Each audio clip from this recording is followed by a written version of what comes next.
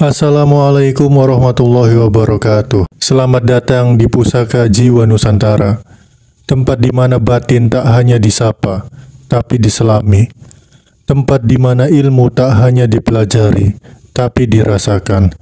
Dan tempat di mana kita pulang ke dalam diri, pulang kepada cahaya yang hakiki. Sebelum melangkah lebih dalam, mari kita tundukkan kepala, kita hadirkan kesadaran, kita panjatkan doa. Ya Allah, bukalah hijab hati kami, cahayai jiwa kami dengan ilmu-Mu yang halus. Satukanlah ilmu yang tampak dan ilmu yang tersembunyi, agar kami tak hanya hidup, tapi memahami kehidupan. Agar kami tak hanya tahu, tapi mengenal diri dan mengenal-Mu. Amin. Kita bisa sekolah tinggi, tapi masih gelisah. Kita bisa tahu banyak, tapi tak mengerti rasa. Pernahkah kau merasa bahwa pengetahuanmu tak menyentuh kedamaian? Ilmu begitu banyak, tapi batin tetap kosong.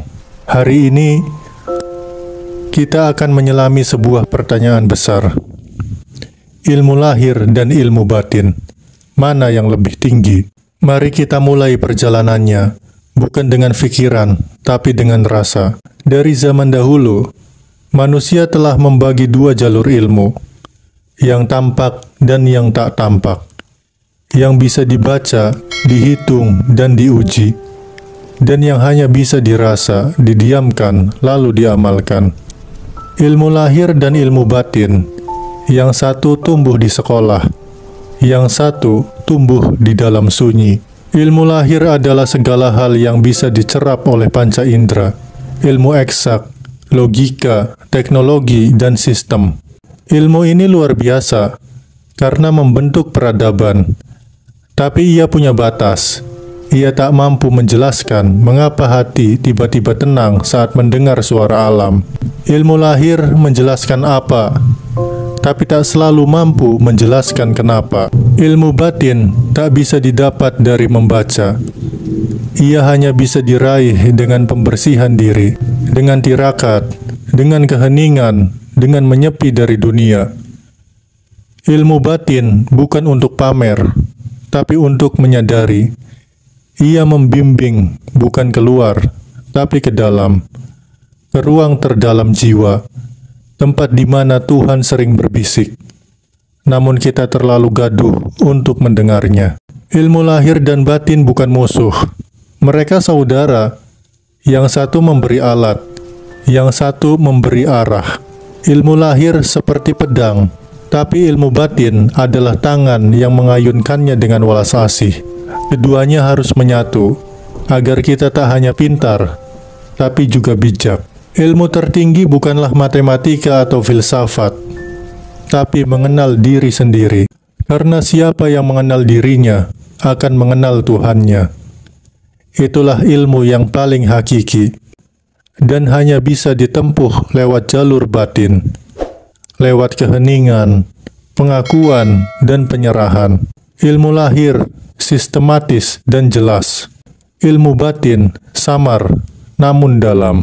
Ilmu lahir membangun peradaban, ilmu batin membangun kesadaran. Tanpa ilmu lahir, kita tertinggal, tapi tanpa ilmu batin, kita tersesat. Sunan Kalijaga tak berkhotbah keras. Ia menyentuh dengan rasa. Rangga Warsita menulis serat, bukan untuk pamer, tapi untuk membisikkan kebenaran pada jiwa-jiwa yang siap. Ilmu mereka adalah ilmu batin, yang disampaikan bukan dengan suara, tapi dengan frekuensi nurani. Jadi, mana yang lebih tinggi? Jawabannya bukan pada tinggi dan rendah, tapi pada kesadaran bahwa keduanya harus bersatu. Ilmu lahir menyalakan cahaya, ilmu batin adalah minyaknya. Tanpa satu, yang lain tak berarti. Sahabat jiwa, jika kamu merasa ilmu ini mengetuk hatimu, jangan biarkan berhenti di kamu. Bagikan video ini, agar cahaya ini menjalar, menyapa lebih banyak hati. Klik like, tekan subscribe, dan nyalakan loncengnya, agar kamu tak tertinggal dalam perjalanan batin berikutnya. Ilmu lahir mengajarkanmu berjalan di bumi. Ilmu batin mengajarkanmu berjalan dalam diri. Dan di dalam dirimu ada cahaya yang menunggu dikenali. Sampai jumpa dalam kedalaman selanjutnya di Pusaka Jiwa Nusantara.